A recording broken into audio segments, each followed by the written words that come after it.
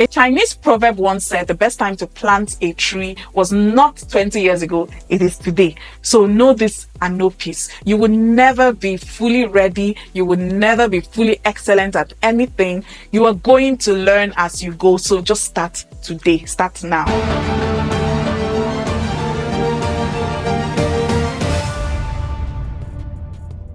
Hello. So if you're new here, my name is MM.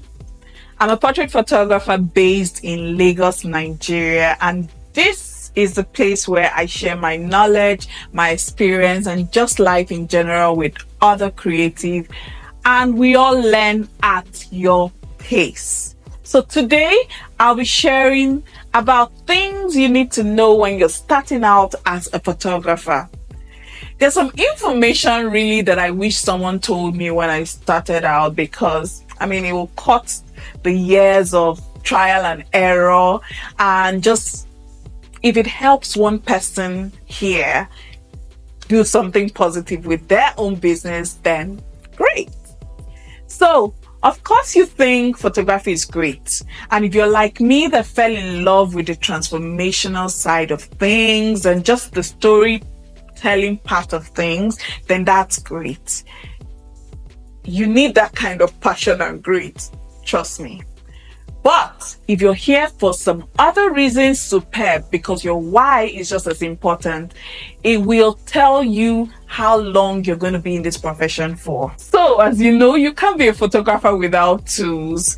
So you probably need to have the basics, right? A camera, God's beautiful light, and you can call yourself a photographer. Like I used to a long time ago when I started.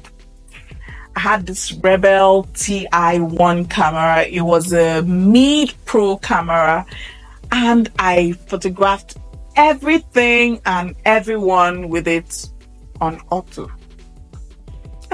Automatic setting. Laughable, right? So, I called myself a photographer when in fact I was a hobbyist photographer. And so when I decided to get into the profession, it was a different ball game. First and foremost, I think this is a part where you need to grab a pen, a paper, or just listen carefully as we jump into the business of the day to get some value. Number one, you need to get registered. Yeah. So if you know you intend to get money from people, and I think you just need to be professional about it and get yourself a business name. Register with any governing body in your part of the world. In Nigeria, I registered with the CAC, which is the Corporate Affairs Commission. Then take your document to the bank and file with the tax body and all of that. This little investment will get you started as a business entity. Number two, invest in education. You can't do it by trial and error. Trust me. At first, I didn't think I needed to pay anybody because there was a lot of free resources out there in the internet to feed my mind and my head with. In fact, I really got good at winging it, and I thought I was really good. It wasn't until I invested into education or some education that it shortened my learning gap, and it taught me how to put some foundational structure into my business. It helped me believe more in myself. I was able to build value around my business and craft as a photographer and as a business owner. So I would advise you to invest in yourself, pay people to get you to where you want to be quicker than you think you can. And most of the resources you see out there really show you, they tell you what to do. They don't tell you how to do it. So I would advise you to just pay someone to know how to do. You really need to pay to know how. Number three, there is no free lunch in Freetown. I don't know if you've heard about that before. Yeah. So it's okay to do free work when you're starting photography for the first time, especially when you're building your portfolio. It's okay to do free work, but just attach some value to it, even if it's in your head. It doesn't matter if you're shooting your family, friends, or your family, your colleague, or anybody around there. By all means, please ask for collaborations, but attach some value to the time you'll be spending and the images that you'll be giving out. This way you're not an overgiver. You don't overgive or undergive your talent and your time. When I first started, I did free work. I still do free work sparingly right now, but I attach some value and time to what I'm doing. I register it with the same value that I will give a client. Let me just give you an instance here. So for an example here, let me put this into perspective. Let's say I was shooting a friend and I had to shoot 3 outfits for her. I'll do the same thing I would do to a client, give her a receipt that states the number of outfits or number of service I'm giving to her and the value of what she's getting, just to make her appreciative of what she's getting, and also just put some value to my work and respect. I don't know, but I think that's the best way that's the example I can give you on putting value. By all means, work on your craft until you can get the confidence you need to speak about your value. Record it on your invoice if you need to do so. But aside from the monetary value of things, trade your time of shooting for your own publicity. And by all means, tell your muse, your model, or whoever you're shooting that you're doing this as a trade-off, respectfully, that is. So this is what I mean by give something for something. It does not mean that you're selfish. Just see it as an equal value in giving. Number 4, know your what. So remember when I talked about what?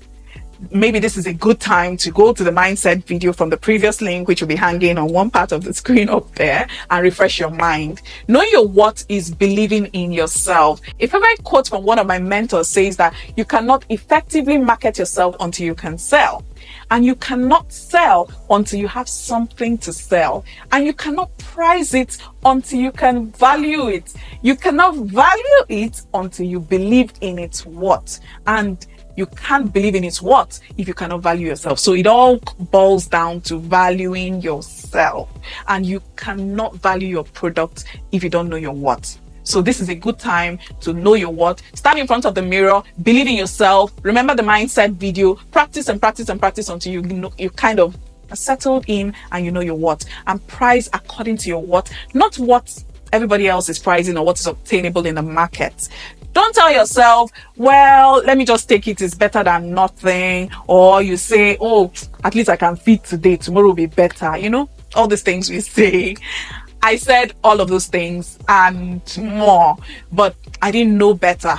So remember, you just may be living out of ignorance or fear. Identify which of it is and do something about it, because you would not be making good business decisions with thoughts like that. So this is the opportunity to get a business skill or knowledge that just helps you understand your numbers, the cost of your products and services, and understand the markets that you're serving. Only at this point will you be able to charge from a place of understanding and not desperation. Trust me, desperation is the last place you want to be when you're doing a business.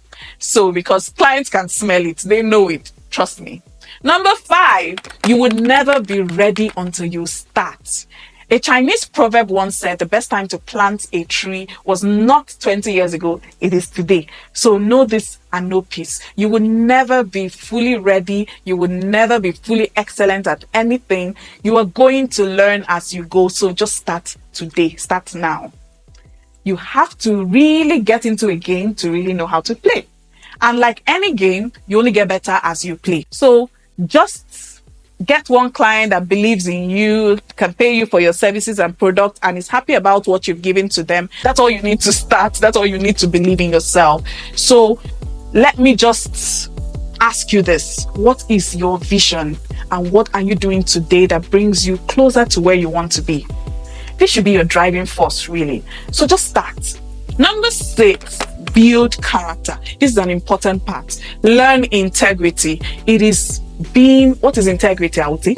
it is being honest and showing consistent, strong morals. This is a time where you need to develop your values and just have good brand values that will speak for you in the future. This is where you have to stand by it, practice it until it becomes something that you're used to or something that people know you for. So build your brand identity or your personal identity around your core values. Things like never lying to a client, just serving with respect and not being desperate about anything. And because, sometimes you can be desperate and then you get to tell lies, but with integrity, you know that I'll never have to lie about something I shouldn't be lying about.